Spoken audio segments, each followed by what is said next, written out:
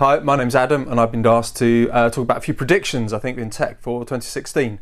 I think what we do is we sometimes miss the fact there's still 4.5 billion people in the world who don't have any access. And I think we're going to see real growth in that internet access around the world. I think there are new companies, new sorts of companies and new ideas trying to get information out into areas that could really help and develop people and communities and help and improve their way of life. And I think we see a lot of organisations trying to grow in that particular area.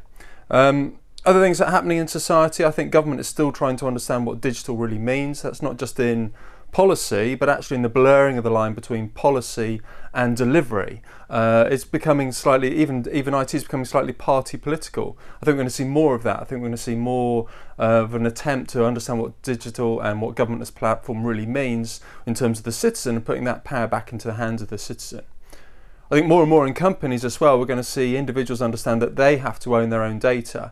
I think it's going to be a real shift in understanding so that people understand this has real value, their personal data, and they can use it and get better products, get better services back, but also control it in a way which is more around the individual, more individual-centric rather than just user-centric. It's actually individuals with an opinion and actually have an impact on that environment. I think companies that really understand that and are able to offer products and services in that way are going to have a real advantage. What about the CIO? Well, I think things are going to gather a pace. I think we're going to see a lot more about AI in the workplace, artificial intelligence in the workplace.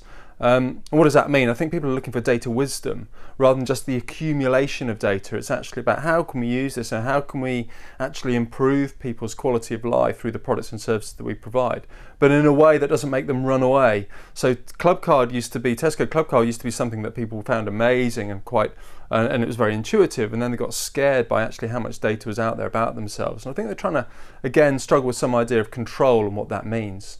So I think for the CIO, they've got to be really good at doing today's stuff well, but they've got to be brilliant at doing tomorrow's stuff first. Bringing that into the business, understanding that they are the custodians and guardians of all the cool stuff, unlocking the market potential of their organisations, driving competitive advantage, not just keeping the lights on.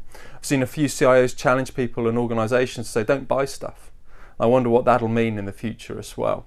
I think there's going to be I think it's still a great time to be involved in tech. We're going to see some massive changes in tech. I think some companies that are uber trendy, like Uber, are going to continue to do really, really well. But I think some of the others we might see falling aside. There's been really disruptive business models, and it's going to be important to see which ones stay the course. Apple might do something mad. Apple might do something like buy Tesla, just because it could be a really good app for your iPhone, which is a funny way of looking at the car industry, but the car industry is going to change. What else is going to happen? Well, who knows? I remember trying to predict what the FTSE 100 was going to close at back in 2001 and failing miserably, so let's see.